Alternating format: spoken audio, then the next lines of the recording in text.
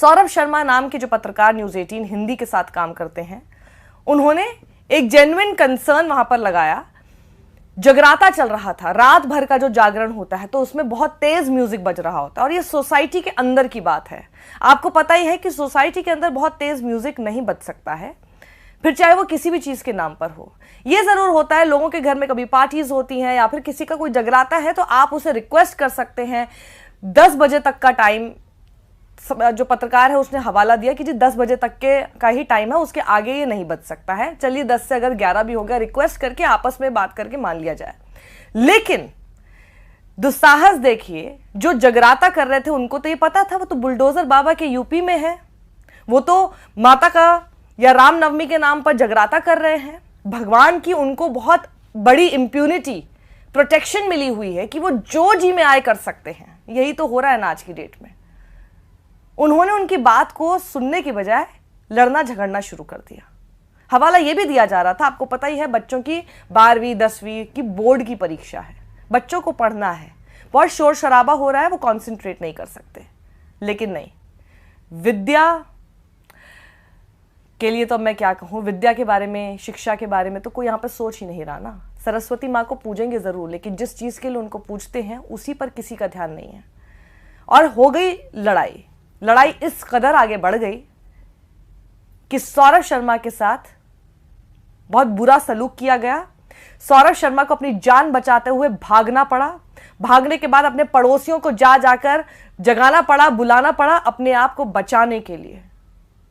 उनकी पत्नी, ये खबर आ रही है सामने, ऐसा कहा जा रहा है कि उनकी पत्नी तक को की साड़ी खींचने की धमकी उनको दी गई, उन लोगों को जान से मारने की धमकी दी गई। और ये सब कुछ जब होता रहा तो उनका 6 साल का बेटा जो था वो उस पूरी भीड़ में गहमा गहमी में 45 मिनट तक फंसा रहा, और वो किस सदमे में, किस ट्रॉमा में रहा होगा आप समझ सकते हैं।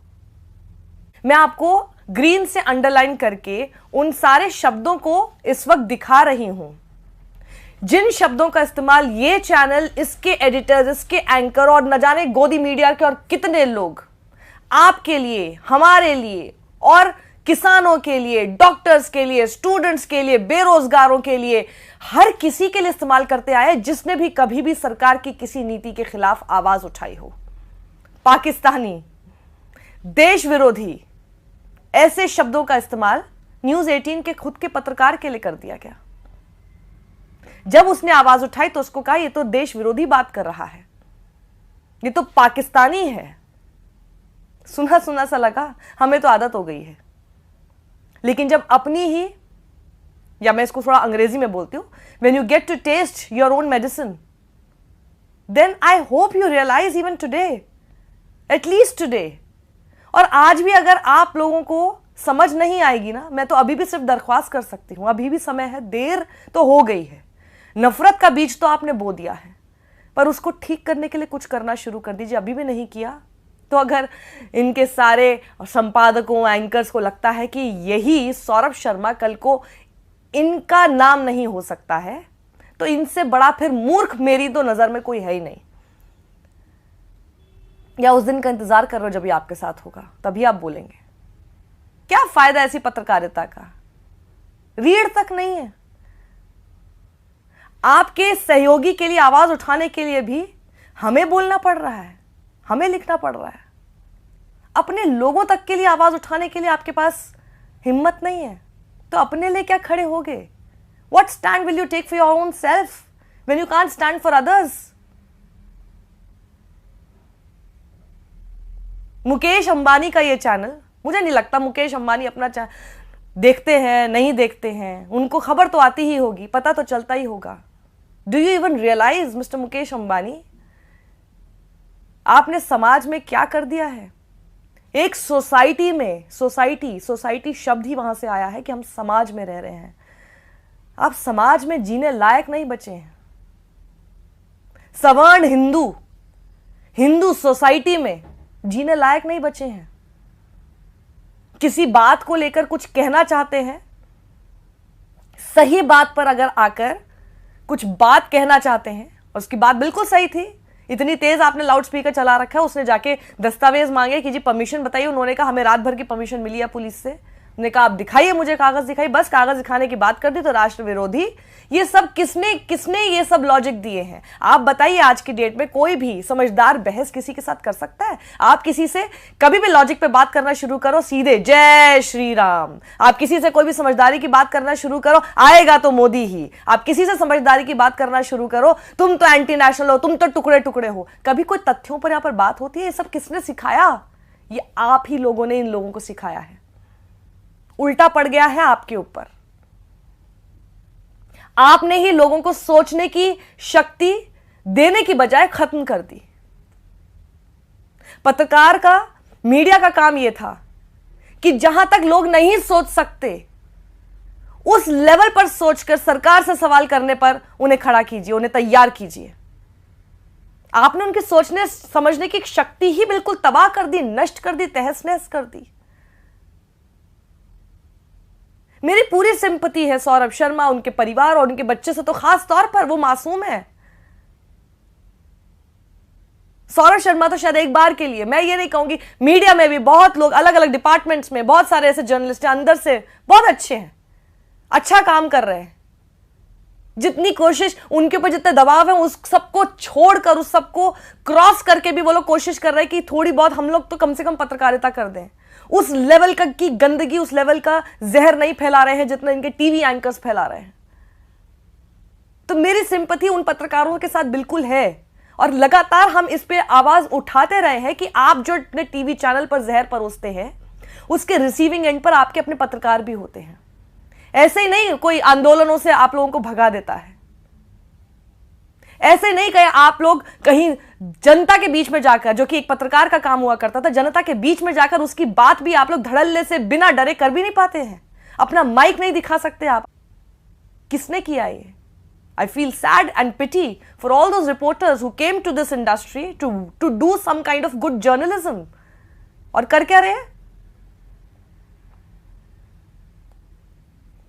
आपको अगर लगता था कि इसके रिसीविंग एंड पर हो सकता है इनमें से कई सारे एंकर्स, क्योंकि ये आपको बता दूं मैं आपको एक बात, ये जो एंकर्स जो आपके सामने टेलीविजन चैनल पर इतना जहर परोसते हैं ना, इनको रत्ती भर भी इस बात का अफसोस नहीं होता कि ये रोज रात को टीवी पर कितना जहर घोलकर समाज में आ रहे हैं।